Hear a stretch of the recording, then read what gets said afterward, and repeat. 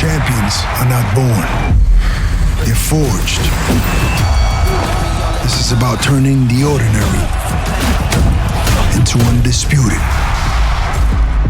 Available now. Ade Oladipo, brought to you by Undisputed. What's up, people? Welcome to the best boxing pod on the planet. No disputing that either. No, it's fact now. It's literally. It's fact. I was thinking no, but there is no other option. There's no other option. Yeah. No, another option indeed. But this is welcome to Ade Gman episode. I do not know. 20-something, high 20s. Yeah? 28? I'm going to chuck it out there and say 28. 28, 29. It's brought to you, as always, by the wonderful people at Undisputed. And I've got some good news to you. You guys probably know already, but there is a new DLC pack. You need to download this one, The Takeover. They are taking over. And who is on the takeover, might I ask? Teofimo Lopez is the main character on this one. He is the main character, but there's some interesting characters on there as well. We've got some legends. Emmanuel Augustus, Drunken Master. Diego Corrales. Dude, what a fight Emmanuel Augustus was. Do you remember his fight with Floyd Mayweather? I do. He always said that was a tough fight. I think Floyd always says that was his toughest fight. Yeah. He was, his highlight reels are crazy. But they're the past. We also have some current fighters on it as well. Janibek. Yeah, Janibek, Alan Canuli. Without doubt, I think the best. I was going to say without doubt, but Carlos Adames might have something to say about that. We need to see them two throw hands. We absolutely do. Jeez. What about a trilogy fight between Tim Tszyu and Sebastian Fondora? Well, they're on there as well. They're on it. Get that trilogy fight. Yeah, I feel like we're never going to get that in the ring, but we can get it in the game. If we got that fight first time with no cuts, we can do that. Yeah. You know, Emmanuel Augustus, thinking about him now, it's interesting because he's a fighter that lost nearly 40 times. He lost loads, but always entertaining. Like, you'd always get him on I'm trying to think of a fighter like that now who, even though you know he's going to lose, you're always going to get them on the broadcast because you know they're going to be exciting.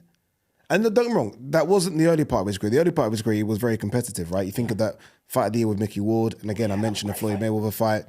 Came over here and beat John Faxton. Came over, but towards the end, obviously, he was losing. But again, he was always on a broadcast because always exciting. Yeah, it didn't matter how much you lose. Yeah. He would probably. Chisora? I literally took the words out of my mouth. Whenever he steps up, normally loses, but no one cares how many losses he has. Yeah, Rosado.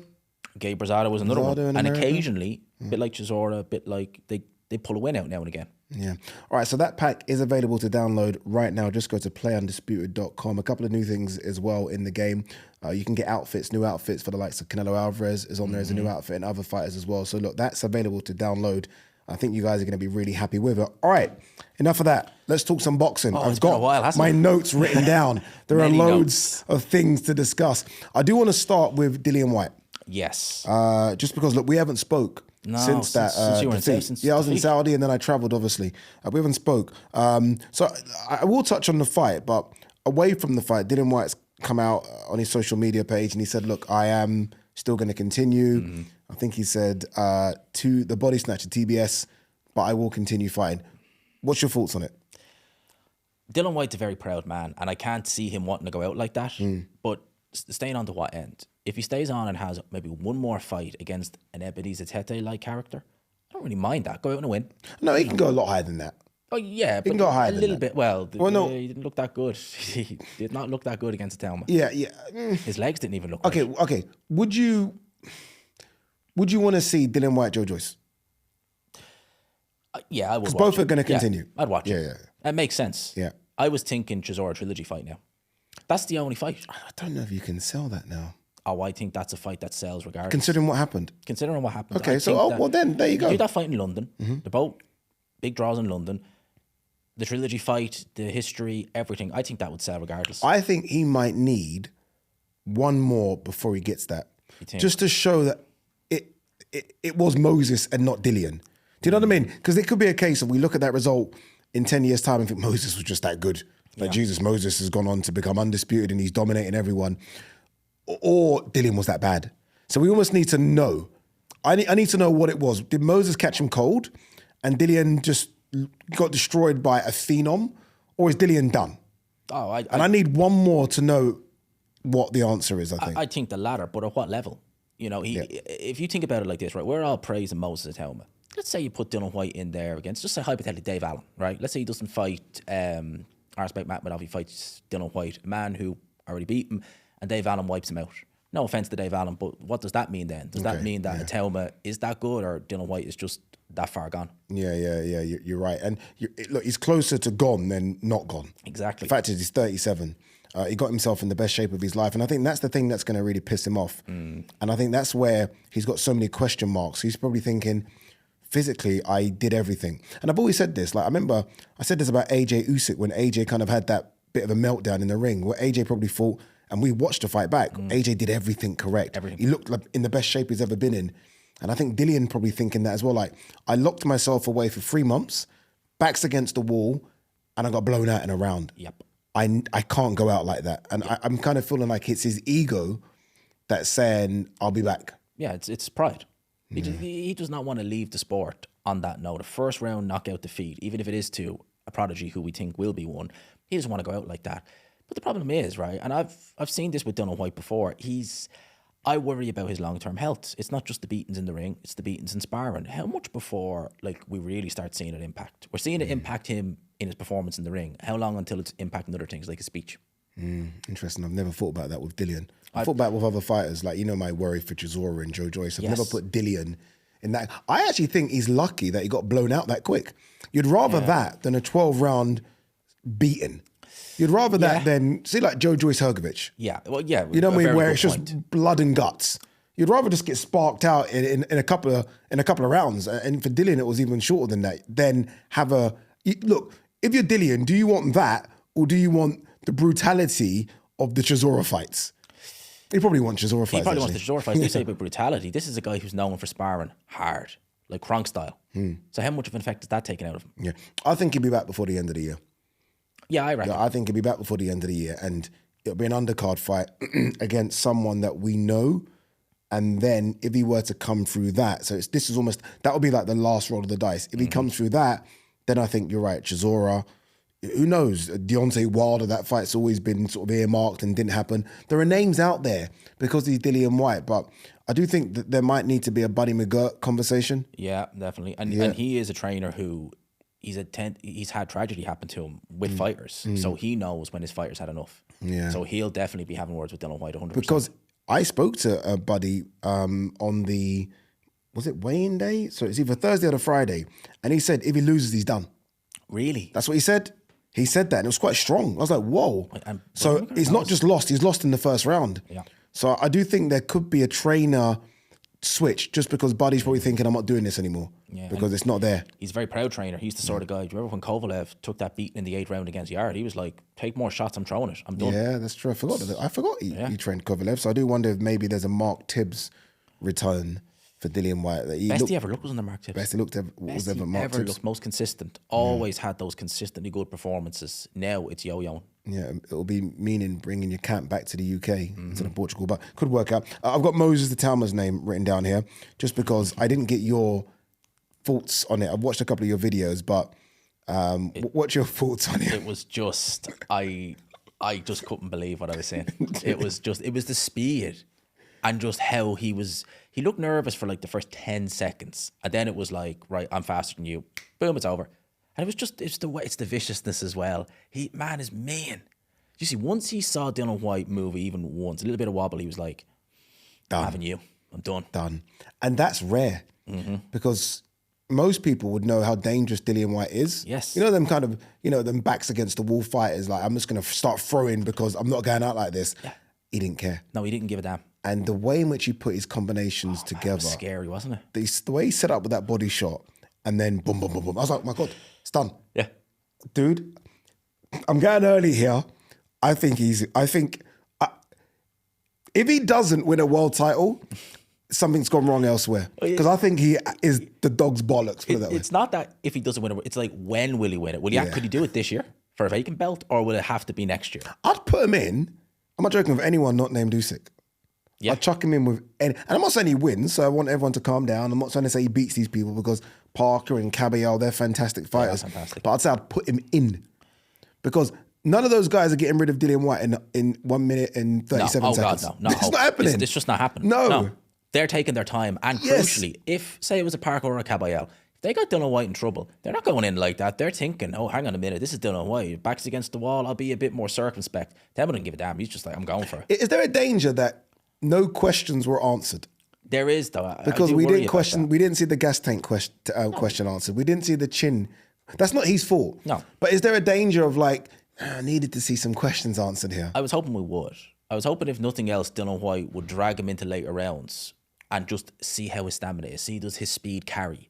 It didn't. And that's what I think Frank and Francis Warren need to do, because they say they're going to get him out before December. He could go next week if he wanted to. It was around. So I think we need to look at an opponent for December, bring him round. Who? It's a shame Jermaine Franklin is announced for Canelo Crawford, because I would have said him. Not a big puncher, durable, awkward. He'll bring him round. So great. You know what? Jermaine Franklin's a great shout. It would have been a great show. It's a shame he has that fight lined up with Ivan Ditchko. Other than that, there's only one other guy, Martin McCauley. Too risky, man. No, I don't think so. Too risky. I'd put him in you're there. saying this, but I'm saying, I'm telling you now, Martin Bakoli would, it'd get down to 270. I'm telling you now, all the talk would annoy me. It'd get down to 270. Bro. Okay, no. Okay. So they announce, they start talking about it now. It's basically September, in December. That crash diet, how's that going to work? Leave him absolutely drained. If he's better off just coming in and just I'd rather Filip Hrgovic. Yes. Because Filip Hrgovic can take him. He can take like, him. no one seems to be able to knock this guy down, regardless. I think Zhang might have hurt him, knocked him down in that fight, although I think he said it was a slip. But it was a slip. He kind of dragged him down. Yeah, kind of dragged him down. Dude, everyone's hit him. Everyone. And bruv, the way Adelaide, I was obviously... That was shocking. I was 2 feet away from the ring. It was crazy, And I was like, oh my wasn't God, how's he not gone down? Adelaide swung and landed. With everything. With everything. And this guy just dum, dum, dum, and bounced back. I was like, what is going on here? It was crazy, wasn't it? So if Moses can... So basically, we need someone that can give Moses rounds, right? Yeah. And if Moses can somehow dent that guy and stop him, then all bets are off. The problem is that cut that Adelaide did. He's not going to be ready to go. I would be saying Hrgovic as well. But you want him out in December, that cut's not going to be healed by then. Yeah. You need who is the Carlos Takam? That's who we need. Who is Carlos Takam of today? Oh, that's a good question. Because that guy gives you rounds. Gives you rounds, and unless you are super good, you're not stopping him. Yeah. Unless you're super good, you're not stopping him. I don't know who we have as a Carlos Takam now. That's a very, very good question. Aslan Bekmambooda would have been a good name as well. He would have been. Could have been a good name. But this is the problem now. Anyone that they announce that's not a top 10, people go, ooh, because everyone now wants to see him go on and fight bloody Usyk. Yeah, exactly. That's the thing. They're mentioning Usyk. I know you mentioned it to him straight away as well. You know what it is? The crowd was saying, I kept hearing the crowd say, you were hearing Usyk, it. Usyk, and I got excited. I was like, what, Usyk? Itauma, to be fair, was kind of like respectful with that. He was like, look, I know where I'm at. I know where he's at. So I think, but I'm sure if that was offered, Itauma would take it. I don't think you should. Yeah. The other name, and look, I'm getting a bit of stick for continually saying this name because I know the fight can't happen, but really and truly, it should be Fabio Wardley. Oh hell yeah! In terms of the line of who's up next, it should be Fabio Wardley. Fabio Wardley should be fighting Moses Itauma, O2 Arena, sellout. But obviously, same trainer-ish, because Fabio's old trainers are still in that camp. Obviously, Ben and Lee Wiley help out. That's a problem that needs to be resolved, you know. You can't have... I don't think you could have any of the same weight class, especially when they're elite, in the same gym at the same time. I think it's a bit of a problem. I think it is because, case in point, like what happens if they're number 1 and number 2 for a vacant title, right? Oh, we're not going to fight one another. Why? Yeah. Why are you with the same trainer then if you're not going to fight one another?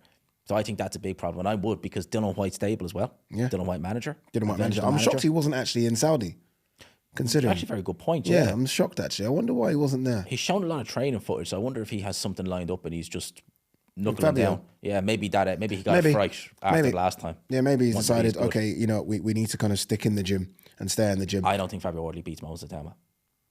I don't. I think if Justice Hooney might be a shout. Justice Hooney is a great shout. Might be a shout. Because I don't care if he's coming off a loss. Justice Hooney is a great shout because Justice Hooney is a good boxer. Great boxer. Exactly the same size as Moses as well. Do worry because he's been hurt a couple of times by lesser punchers. Yeah. He's been knocked out. Kevin Loreno hurt him real bad. You do wonder if he could be awkward for a while, but once he gets clipped, then what happens? Yeah, but considering he went life and death, or Fabio went life and death with him, if he were to blast through Justice Hooney in a round or two, do you know what I mean? Dude, do you know what I mean? All right, let's talk boxer. Yes. Like Ben Shalom, obviously, look, they got this deal with BBC. I think we know a bit more about the deal now because Eddie Hearn continually speaks about the deal. We know it's a 4-fight deal a year. a lot of it will be on BBC iPlayer at least, and then the big one maybe on BBC Two. We're hearing, but that's all we're hearing. Now we know what the budget's going to be. The budget for BBC is not going to be there. No, I mean, I have no idea what the budget per show is, but it's going to be really small. It's going to be minimal. Oh, in comparison to Sky, it's not. Oh, in comparison to Sky, it's light and day. So it makes you wonder how you're going to keep your fighters because you simply aren't going to be able to pay them what you did at Sky. That's just simple economics. We did a show a couple of months ago. It was actually after Ben Whittaker beat Liam Cameron. I think you mentioned that his next date would be something like September. And I'm like, hang on a minute. He's gone 2 rounds with a guy. He's barely broken a sweat. Why can't he just be out soon as? They don't have enough shows. That's a problem. If you're someone like Ben Whittaker, who is still a prospect, let's forget, right? You can't be doing 2 shows a year and hoping to progress in your career. It's just not going to happen. You know, if they had a budget, and they don't, so this is probably redundant what I'm saying, because it's only 4 shows a year, you could literally see all your superstars on one show. Yeah. Do you know what I mean? Like, at least 3 of them. You could literally see on at least every show, you could see Adam Azim, Ben Whittaker, Callum Simpson, the lot of them, Caroline Dubois, Lauren Price, Fraser Clark. But you just don't have the budget to then pay them. No, exactly, because they'd all want what they're used to. And what they're used to is for them as the main event and then the rest of the undercard. You can't do that for 4 shows. So I do wonder then, does he have a situation where he maybe commits them to 1 show a year on BBC and the other times they're on these Ring Magazine Riyadh season shows? You could. So you can say, we can't, you won't be able to get your money through BBC. It's just not going to happen. No. But you will be able to get your money through Ring and Riyadh. So stay with us. You get the sort of the visual of being on BBC, which might then come with other things, Dancing with the Stars, all those kind of stuff, right? And then you can make your big check if you're Ben Whittaker and you're Fraser Clark and your big names, right? You'll get that because you'll appear at least once a year on a Riyadh season or Ring card. Well, that's still a problem, though. I mean, that's still twice a year. If you think about it, and again, I go back to someone like a Ben Whittaker and Adam Azim. If you're Ben Whittaker in the prospect stage, for Adam Azim, hunting a world title, twice a year is not enough at that stage. Different when you're Canelo or someone like that, world champions. Let's just cards on the table here. You thinking they all leave? Without getting sued. We're not trying to get sued here. I wouldn't be surprised. Some are going to stay. Who? Because I think Callum Simpson and Fraser Clark probably will. Okay. I wouldn't be shocked if Ben Whittaker or Adam Azim left. Not saying I think they will, but I wouldn't be shocked because I think they want those dates. Yeah. If Ben hasn't tied them down to an exclusive Boxer deal as opposed to Boxer Sky Sports deal, then he's in trouble. Yeah. He's in big trouble. He's in trouble because the others would just say, look, we've got 20 dates a year. We can get you as many fights you want. And you think about it, this, look at the fighters who've left over the last year. Cody's gone. Buatsi's gone. Only recently in the last week, Vidal Riley, who just coming off the back of a great performance. You were thinking, oh my God, he's going to be. And the thing about Vidal as well, unlike Okoli and Buatsi who just left, Vidal kind of put it out there.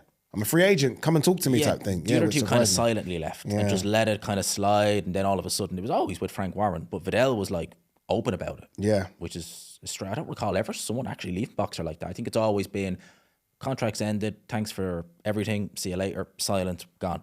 It's going to be very interesting to see what this first show looks like because what BBC don't have is the production company to put on the fights.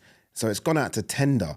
So the BBC actually approached Matchroom, they approached Queensbury, they approached... So basically your production team can put this on for us. So it's going to be interesting to see how this all plays out. I have no idea when the first one is going to be, but if you're Ben, you're wanting it very quickly. And it's got to be headlined by one of your superstars. It has to be. Absolutely. It's just how ifs or buts. It has to be. You can't do your first show. Look at Frank, his first show on DAZN, Joe Joyce Hergovich, and what you had to make, you're straight away, you're hitting the ground running. I think it will be Fraser Clark, Jimmy TKV, British heavyweight title fight. That would be good. I think it'll be that. Ben Whittaker on the undercard? No chance. No. Ben on the undercard? No chance. He's a headline act. But it'd be over 6 months then since the last time he fought, so he needs to get a date quick. Yeah, no, he does. That's the problem. This is where we are with Boxer. Not enough dates. It's a problem, isn't it? It's a problem. I'll tell you who doesn't have a problem. Jake Paul. Oh, God. No problem for Jake Paul, boy. No. Jake Paul, Gervonta Davis. Well, he kind of does have a problem. Yes. And the fact that he's fighting someone that he, I don't know, probably walks about 100 pounds heavier than. I was going to say 100 pounds lighter, and he's about, 7 inches or so thereabouts taller. What a weird fight. But is it not kind of Logan Paul, Floyd Mayweather? in terms of the size differences. Yeah, it is. It's kind of similar to that, similar right? to that. As if you remember that fight, Logan just tried to steam him and Floyd was holding on. I have a feeling it will play out a bit like that. It will play out like that. I've already seen so many people. I can't wait to see this fight. It's going to be epic. No, it won't. I don't think it will. Yeah, what do they mean by epic? Do they mean like it's going to be I think close? I think for the casual audience, when they see it on paper, like they lapped up Mike Tyson, a 59-year-old Mike Tyson, and they're looking at this thinking, oh, this Tank Davis guy, look how hard he hits, and he's going to fight Jake Paul. It's like there's about 100-pound weight difference in it. It's like this is just crazy. Yeah, it's actually, I was going to say bordering on comical. It's beyond that now. Well, you have to laugh. If you didn't laugh, you'd cry. But yeah. Yeah. I can't even imagine what weight is this? Wait. Yeah, what actually, weight is they fighting at? Like is Jake gonna be? You have to come in below 200, and I guess Gervonta is gonna be 155. Whatever he walks around that's a at. good point. Actually, can you imagine the weigh-ins, right? Jake Paul weighs in 200 pounds, cruiserweight limit. Yeah, well, Tank Davis is going to be well under that cruiserweight limit, 150 pounds. All right, brilliant. What I don't like about this, and I mentioned Floyd there on purpose. So when Floyd started doing these exhibitions, so Conor, long retired, yeah, exactly, and Logan and all the other ones he's had since Deji retired, like the best parts of his career, and he went on into his late 30s as a proper fighter. It's done. He gave us all he could. Like he entertained us. He gave us May, September for years. Yep. 2 fights a year, big fights, like Pacquiao, extraordinary sort of things. Gervonta's 30 and has given us nothing. Nope. He's given us one Ryan Garcia fight and that's it. And Ryan was drained. And Ryan, and you think of all the fighters in and around his weight class. So the guys coming up from super feather, the guys that would come down from 140 just to fight him. Yep. And you, in your own weight class right now, is a guy called Shakur Stevenson. Shakur Stevenson. And you're not giving us that. You didn't give us the Lamont Roach rematch. Didn't give us the rematch. And you've got a belt. You've got a belt that what is now just, are you just going to not defend it? I thought, so when obviously Floyd gave us May, September, then Canelo gave us May, September. Yeah. I honestly thought Gervonta would be that guy that just became the face of American boxing and would give you 2 fights a year. And because he had so many, as I mentioned, superstars in and around his weight class, I thought we're going to get godlike stuff for years. It seemed like that was just, he was destined to be the next face of American boxing. Remember he did that stadium with Leo Santa Cruz a couple of years ago? It just seemed like, all right, this guy is and the way in which he knocked him out. Brilliant, wasn't it? It was like, oh my God, I'm struggling, then oh bang. My God. It was crazy. And you're just like, you were destined for this. And this is what's happening? Really? It's just going to look funny, comical, but not in a good way. Yeah, and it's going to be smaller gloves because it's an exhibition fight. And I'm guessing it's going to be 2-minute rounds because it's an exhibition fight. And by the way, this is no dig on Jake. Because Jake Paul's only been fighting 5 years, and all of a sudden, look, you tried to get Canelo, that was going to happen. You tried to get AJ. He's clearly trying to get the biggest names in the sport of boxing. But this one just seems weird because of the size of Gervonta. Canelo, okay, Canelo would weigh 200 pounds. AJ would wreck him in a minute, but okay, cool. Yeah, whatever. fair enough. Gervonta? Well, AJ would be probably 250 pounds. Yeah. Gervonta's going to be 150 pounds. That's a big difference. What is the bigger fight? AJ Jake Paul, Gervonta Jake Paul. Oh, AJ Jake Paul, definitely. Okay, you saying that from a British standpoint? I'm saying it from a boat standpoint. Okay. I think even in the US, probably because it's a heavyweight. Yeah. Because it's that big heavyweight. Oh, he fought previous generation's heavyweight. Now he's fighting this generation's heavyweight. Whereas Tank Davis is going to be like, what weight is he? He's a lightweight and he's fighting. What's going on here? Will Tank knock him out? Will Tank knock him out? No, I don't think he will. Will Tank win? You can't win because you it's an can't exhibition. technically win, but we'll all be saying Tank Davis won that fight. Tank Davis won that fight. He'll win, but he won't knock him out. Yeah. I mean, at the end of the day, Tank Davis is a big puncher, but Jake Paul's like 200 plus pounds. Surely he can survive if nothing else. Yeah, pointless. Okay, so we all thought AJ was going to fight Jake Paul. Eddie said 80% done. So that was going to be the next fight, right? And it was going to be a warm-up fight. No disrespect to Jake, but that's what it was going to be. AJ was going to have a training camp, dance around the ring for a couple of rounds and knock you out and then move on to something. That's something we wanted it to be Tyson Fury. Who's AJ fighting then? Oh, it'll be a year in, a couple of weeks that AJ has not stepped in the ring. A year and 3 weeks. Yeah, which must be his longest time out of the ring since he turned pro. Yeah, no, it is. I think it is. I don't know now because Fury is saying he's still retired. But then he, it's this whole boy who cried wolf. He teases us then with the images of him in the gym box, and you're like, what is it? Are you retired? Are you not retired? What is it? For me, the only fight to make for AJ, if it can be made, is Fury. And he knows that. He said that to you at the Ring Magazine Award show. He knows that that's the only fight to be made. Everything else is just kind of all right. You'll watch it, but it's just. I feel like AJ. I don't think Eddie needs to be in this conversation, but I think AJ, his team, so Freddie Cunningham, who else that makes up 258, there needs to be a conversation with AJ like, okay, what is it you want? Do you just want to make as much money as humanly possible? Because then we have these fights. Do you want to really try and become another world champion? Because if you do, then you've got to take these fights. Or do you just want to have some fun fights? Yeah. There's got to be a conversation of what you want, and the answer will then dictate where he goes. Because obviously Tony Yoka's the conversation, but I don't know what that leads to. Does that lead to... It doesn't lead to anything. Well, I don't quite get what that is. It's just a win. And we're past this point of rehabilitation. Long past it. We tried it 2 years ago, didn't work.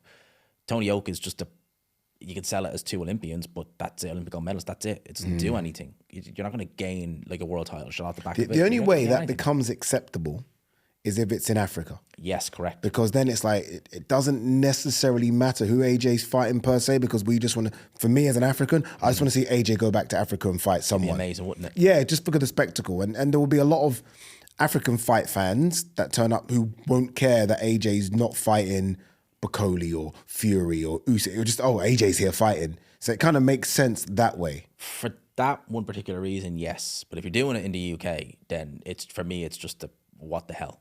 Even in Riyadh, it's just like, what the hell is this? We will get him, I reckon, before the end of the year, but it's just against who? Yoka, I'll watch it. Bacoli now, if they could do that, that'd be interesting. Because again, I think Bacoli, the way he's looked his last 2 fights, and the fact he's still not in shape, he's already talked about retirement if he can't get a big fight. I think he's there for the taking. Yeah, I agree. I think if I'm AJ, I swoop on him now. Yeah. Because, I was the biggest Bacoli fucking cheerleader on planet Earth. So was I. But the fact is, he's 300 pounds. Yeah. And I saw him the other day jogging in Congo next to buses. I'm like, dude, you're not serious.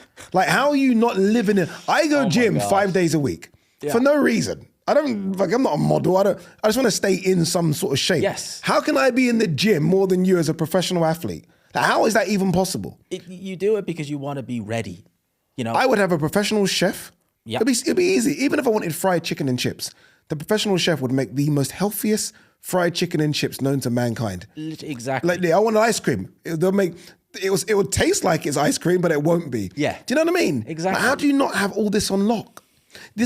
You're in a position and you've worked hard to get it where finally you're making high 6 figures, maybe 7 figures a fight. Maybe, I don't know. Why would you not want to be in and around that for the next 3 or 4 years and just say, okay, we're going to try and maximize this. And to maximize this, I've got to be as healthy as humanly possible. Yeah, exactly. Why are you letting yourself go like this? According to him, it's because he's got a family. That's why. What do you mean? That literally, someone said it to him and he was like, I forget who it was. Was it Jarrell Miller or someone who's like, how do you keep letting yourself go? And he's like, I've got a family, that's why. It's like, that's not an excuse. That's more of an excuse to stay in shape. It's so bad. Honestly, it angers me. It actually angers me. It really angers me. We've seen Bacoli. He wasn't even in the best of shape when he fought Jared Anderson, but he was in good enough. Yeah, look at that guy. And that guy there, I would have put him in with anyone. I wouldn't put him in with even if Usyk went in with that version, I'd be like, this is going to be interesting. And look at that. That was not even. It was a year ago. 1 year ago. It was August. Yeah. It seems like an eternity away. How has he got that? That's shocking. And he wasn't even in that good shape that night, but good enough. Yeah, it's shocking. Jared Anderson for Itauma? No. Okay. But I think no. Would have you know why? You know why I like that? This is such a segue. Sorry, but it's just because I want to see him knock out an American, so the Americans can get as excited as we are about him. No, because okay. I think the Americans will they are already, but I think they'll jump all over him if he just ices an American that's going to come quite flashy, all the bling bling, and Itauma just comes in with his night tracksuit and just takes him out. Well, Jarrell Miller doesn't have a fight now. There you go. I wouldn't book Jarrell Miller for any fight. I love Jarrell. I'm sorry, Jarrell, but Derek Chisora was supposed to fight Jarrell Miller. Didn't happen. Fabio Wardley was supposed to fight Jarrell Miller. Didn't happen. Michael Hunter was supposed to fight Jarrell Miller. Didn't happen. Not Miller's fault that time. Okay, you say that, but what is the one common factor of all those? Yeah, Jarrell Miller. I'm sorry. No. You can't book him. You can't book him. It's a risk booking this guy now. It's a risk. I love him. I even said Itauma Miller as well. I did a video saying it because I think he's perfect. Yeah. Because he's a monster. Look at the size of him. But And he's how do you trust booking that guy? We need to know, like, someone needs to say what the exact reason was, because Michael Hunter's saying one thing, Jerome Miller's saying another. That's a good point. You know what I mean? Michael Hunter's saying it's Jerome Miller that's stuck in, and Jerome Miller's saying obviously it's Michael Hunter. Someone just needs to come and explain. And I guess the only person that can read is probably Dana White and TKO as to why that fight's not on the undercard of Canelo Crawford. Point. And obviously, remember Jarrell Miller pre-2020, all the times he didn't fight. We all know why that was. Yeah, so look, I love him. I think he's fantastic. Every time I see him, it's love. But I'd be so nervous to book a fighter whose fights keep falling through. As a because promoter, you try and sell it. Yeah, you try and sell it. I mean, Ipswich, they're lucky Justice Hooney came in, but Ipswich nearly said that. It would have sold out in a day if it was Jarrell Miller. Done and dusted. Yeah, man, it's too risky. It's too risky. Right, before I have a heart attack, let's move on. Daniel Dubois got rid of Don Charles. Oh man, I mean, to be expected, but really, yeah. Why is that to be expected? So you, as soon as he got beat, you kind of thought, okay, might get rid of Don now, or there might be changes. I thought that straight away. Yeah, I think that it just seems the first time they got beat by Usyk, he was only just in. He was only just in, so okay, give him a chance, see how it goes. Second time he gets beat, it just seems to be routine with Team Dubois. But since 2020, this is the 5th trainer. Oh wow! They had Martin Bowers for Joe Joyce. When he left, it went to Mark Tibbs, who lasted a couple of weeks. Shane McGuigan for 2 years. Bloody hell! Don Charles. Now Tony Sims.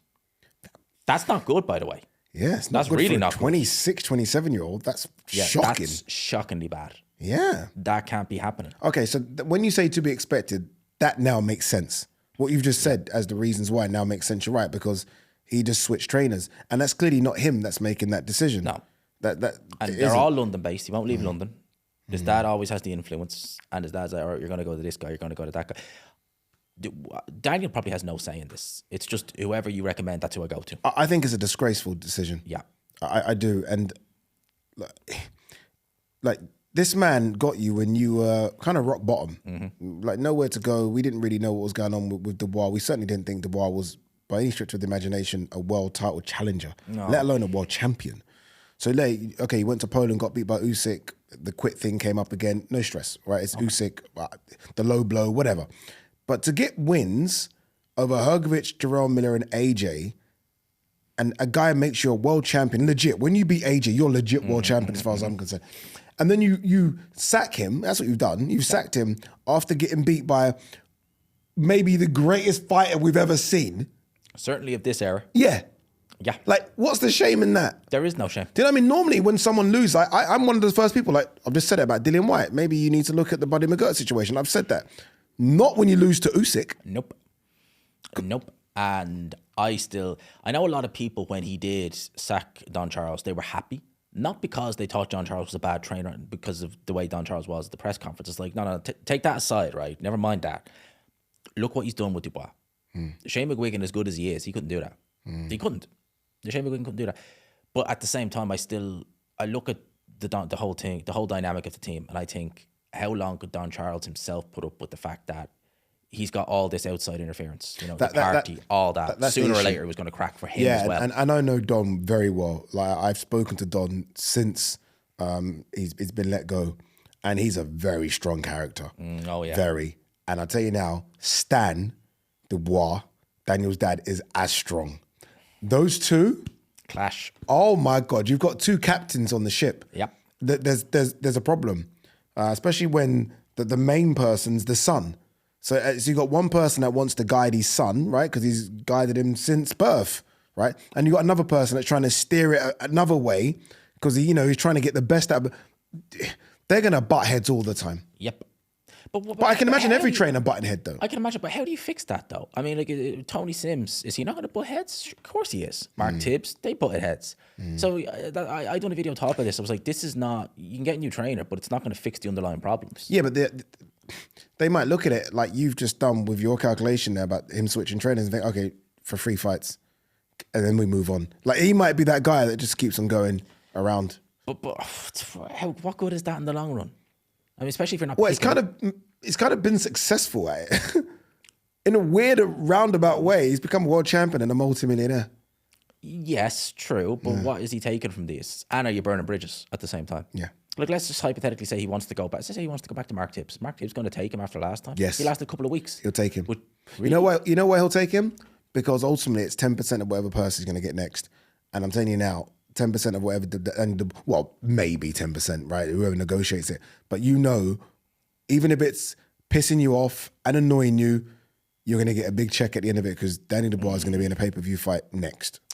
Yeah. He's a big draw now. Dude, he did 90,000 twice, back to back at Wembley Stadium. And I know AJ was a dance partner, but he still did it. It still said Daniel Dubois on the poster. Like, he's a big draw. Yeah, they came for both. Yeah. And you are right. If he's getting $10 million or £10 million, you get 10% of that. You're thinking, result. Yeah, it's almost a case of, I will take the shit because ultimately, retire earlier. Interesting though how he's gotten really from having no heavyweights in the last few years, Tony Sims. I know Jordan Thompson's kind of a heavyweight because he moved up now, but you now got Johnny Fisher and Daniel Dubois both in your camps. I hope they don't spar.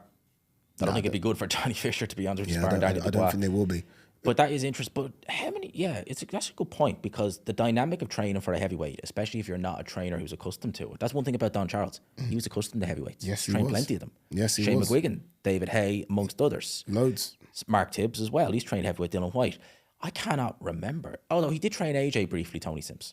He did right at the start. Right at the very, very start. Right at the start. And he was always in the corner of Rob McCracken as well. Yes. He'd be right, but day in, day out, he hasn't. No. Not top level heavyweights. Anyway, I'm guessing there's some amateur heavyweights in the stable, but not top level. That's a worry. Yeah, the people used to say that about Robert Garcia as well. When AJ went there, like, Robert Garcia doesn't train heavyweights. I personally think if you're a good trainer, you're a good trainer. Yeah. I personally think, and he's an experienced trainer. He is. Yeah. And Tony Sims, Emily, light heavyweight, people like that. We've seen the best performances from people like Craig Richards under Tony Sims. When they've left, they've come running back because they've been not the same. Yeah.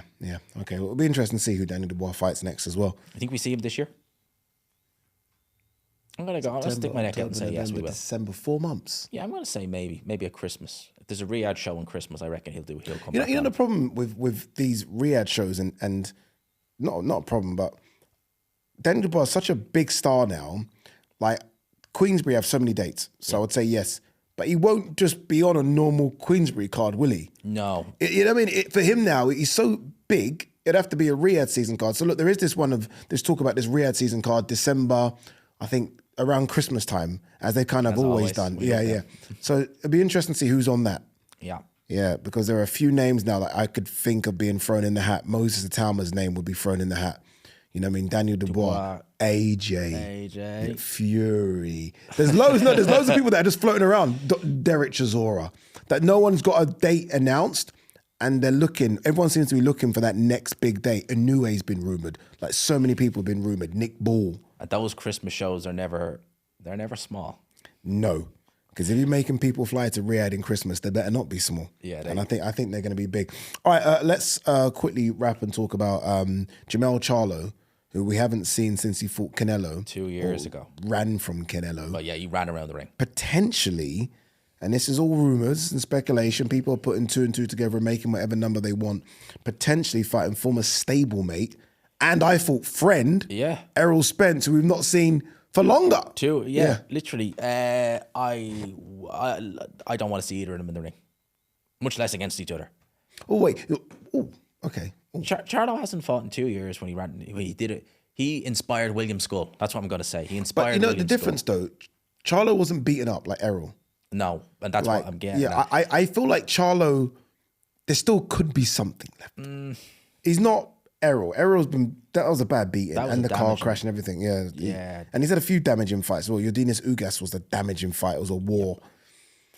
I don't want to see Errol Spence, period, because I worry about him. Wow. I worry a lot about Errol Spence because I distinctly remember there was a lot of people were saying that they reckoned post Crawford that there was maybe a little bit of neurological damage. And it's interesting that he's had opportunities, like he could have fought Fundora last year. He didn't. I reckon that he's never fully got over that car crash. And that it's just, you add the Crawford beating on top of that, it's just exacerbated it. And I think if Errol Spence gets in the ring again, he is going to be such a shell of himself. Yeah. It's not even, it's going to be sad. That's what I think. I think it'd be sad. Like we won't see, like Errol versus Kell was probably peak Errol. Errol versus Porter. Yeah, peak Errol, where he's just incredible. So strong, so big, aggressive on it, clearly not drinking. Yes. Because I remember he had a bit of a drink issue. He did. Yeah, and he spoke about that as well. And you'd always see him backstage with Broner, Gervonta, the Charlos, and it always looked like they were drunk and just slurring their words. And I was like, okay, this is not the Errol that was hungry coming through and desperate and was willing to come to Sheffield and beat up Kell Brook. He won't be 10% of that guy anymore. Oh, so you're right. I'm with you. Yeah. I thought you were being a bit harsh, but I'm with you. Now, when you look at if you've been out the ring for 2 years, 2 years, there's a reason you've been out the ring for 2 years. Exactly that. Yeah, exactly that. And this is someone. Errol Spence was probably up there with Crawford and Canelo when he was in his peak as my favorite fighter. I loved watching him. And I remember. Sorry to cut across you. I remember. It's funny because we're getting Canelo Crawford. I remember when people were literally saying Crawford. Sorry, Errol Canelo. Errol Canelo. Yeah, it was supposed to be Errol Canelo because Errol was the big 147 guy going up, and I think Crawford might have been 160 at the time. Sorry, Canelo might have been 160. He was. All it was Errol jumping up. It was pre-crash. Pre-crash. And that makes you wonder: had the crash not happened, God, we could have already had that fight, and that would have been epic. So it's weird because Errol. I mean, look, Errol's career is fantastic regardless, right? It will go down into Hall of Fame, never pound for pound number one. But he must look at what Crawford's doing thinking, this all should be me. Yeah. Like, I should be this guy. Like, I was the superstar. I was the one. Remember, he got the lion's share of the Crawford fight because he was the A side. He was the big guy. Yeah. He was the guy doing stadiums. It wasn't Crawford. Nope. And they all wanted to see Spence. We all did. We were all interested in Spence. It's amazing in a bad way to think that he had the probably biggest win of his career against Sean Porter. And it was literally 2 weeks later, wasn't it? When the crash happened. Like the highs, lows. Yeah. And it's never been the same since. Which is a shame because it does make you wonder. I loved Errol Spence. And those memories of him pre-crash, keep them.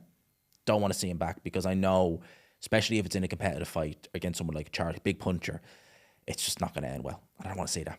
Okay, there you go. Guys, wow. That was fun. I enjoyed that a lot. I enjoyed that a lot. We spoke and crammed in quite a bit. I just want to say thank you so much to everyone that subscribed to my channel. Obviously, we got over 100,000 subs now, which is incredible.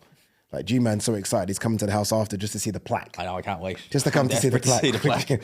Which is crazy. On that note, please subscribe to G-Man's channel. The link to his channel is in the description. Flying right now. So much videos, so much content. And thank you to everyone that's coming to the live. We are sold out. We're sold out September 4th, King's Place. I can't wait. We're just honestly, over a week away. I'm so nervous. And we are going to do a special Ade and G-Man live at King's Place, which is going to be epic. Intriguing as well. So look, guys, as always, thank you so much. Thank you for tuning in. Thank you for supporting. And we'll see you on the next one. Champions are not born. They're forged. This is about turning the ordinary into undisputed. Available now. Adeola Depot, brought to you by Undisputed.